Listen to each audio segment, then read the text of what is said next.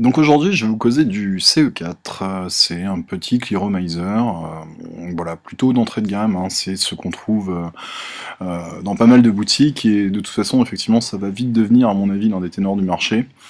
Donc voilà comment ça se présente. On a le tube d'arrivée d'air, voilà. Donc c'est vraiment très très classique, hein.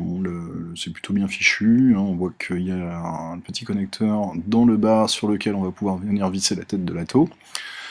Justement, la tête de l'atomiseur, et on découvre un petit peu comment c'est fait. Alors, on a plutôt l'habitude de voir normalement les résistances entourées autour de la mèche, et celle-ci, petite surprise, oui, j'ai déjà un petit peu joué avec, hein, donc petite surprise, celle-ci est posée simplement sur la résistance.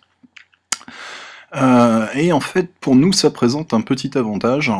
Personnellement, moi, je suis pas super fan des petites mèches comme ça, silica. J'ai plutôt l'habitude de coller du coton dans mes attos, voire de l'éco-wool.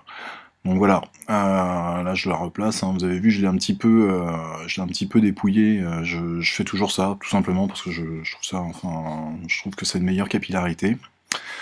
Donc là, ce que je vous propose, c'est que on va virer cette petite mèche et on va la remplacer simplement par de l'éco-wool. On va coller de l'éco-wool 3 mm dessus.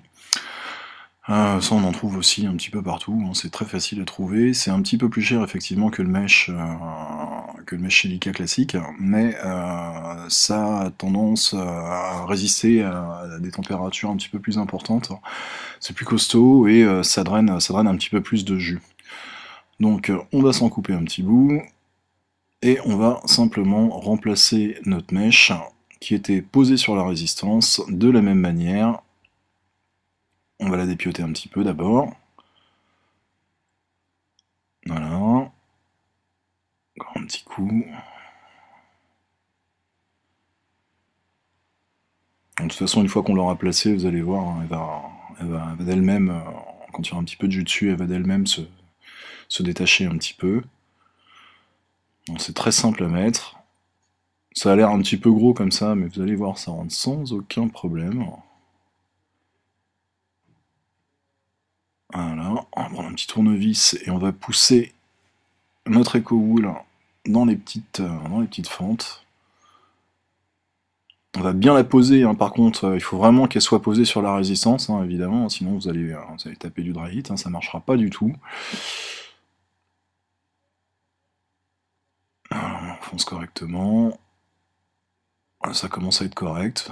Vous voyez, en plus en la plaçant, voilà, ça a commencé à. Les fibres ont commencé à se séparer, c'est parfait.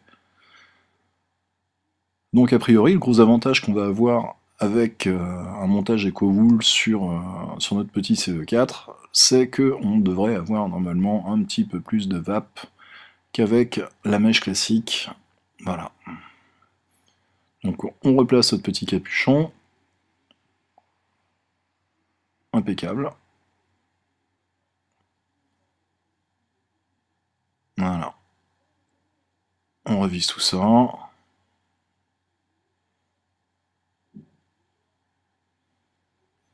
C'est parfait, donc on a une taille acceptable, hein, ça devrait aller jusqu'au fond de l'atomiseur. De toute façon, comme le tank du CE4 est pas énorme, ça fait 1,6 ml, il va avoir tendance à plaquer les fibres dans le tank. Donc le tank, on voit pas, mais c'est une matière plastique, hein, c'est pas du verre. Donc moi, normalement, je suis pas super fan de ce genre d'atomiseur, parce que quand on a tendance à vaper des trucs un petit peu strong, comme de la cannelle ou des choses comme ça, ou de, ou de la menthe, ou des trucs vraiment qui arrachent un petit peu, ben ça a une action sur le plastoc et ça a tendance à le fissurer. Donc malheureusement, on se retrouve avec des trucs qui ont une durée de vie qui est pas génial. Donc on va le remplir. Le remplissage se fait par le dessus, donc on enlève notre drip tip. Le drip tip est vissable, on peut malheureusement pas coller le drip tip qu'on veut, hein, c'est pas du standard. Voilà, on fait attention évidemment de ne pas coller ça directement dans la tête de l'atto. On essaye évidemment de faire ça proprement. Sur les coins, voilà, on voit pas très bien.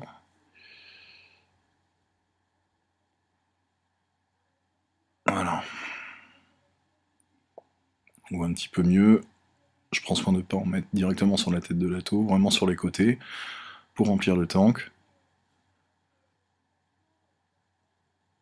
Le liquide que j'ai utilisé là-dessus, hein, c'est principalement de la VG. C'est un liquide maison avec pas mal de VG.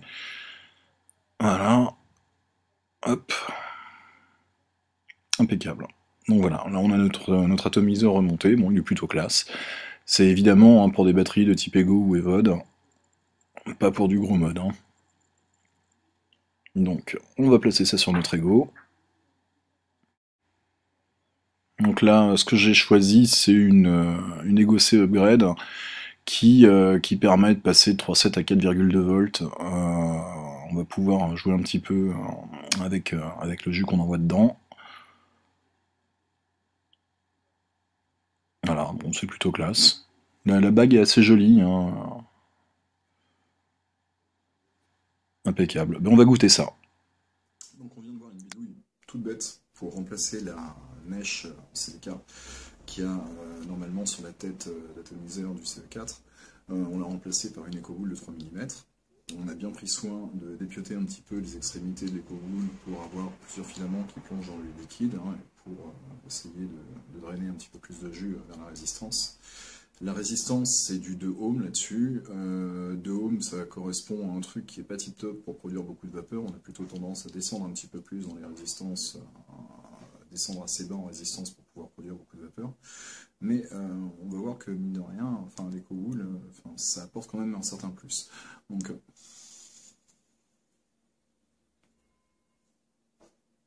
voilà. Là, je suis en standard, je suis à 3,6 volts. Le Lego 2 Upgrade, donc la petite batterie sur laquelle j'ai monté le CE4, permet de passer à 4,2 volts, donc d'envoyer un petit peu plus de jus. On va essayer de la passer tout de suite en 4,2 volts. Alors on attend que ça devienne orange. Impeccable. Et donc on redémarre la batterie. Et on retente le coup.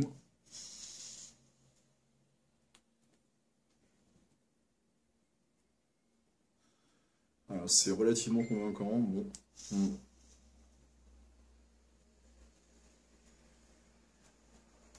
On arrive à un volume de vape qui commence à être pas mal. Et c'est assez surprenant quand même pour ce genre de petit atomiseur très accessible. On arrive quand même à avoir un volume de vape assez conséquent. Bon, le liquide que j'ai collé dedans, c'est quand même du liquide qui est assez strong en VG. C'est un liquide qui doit contenir à peu près 70 à 80% de VG.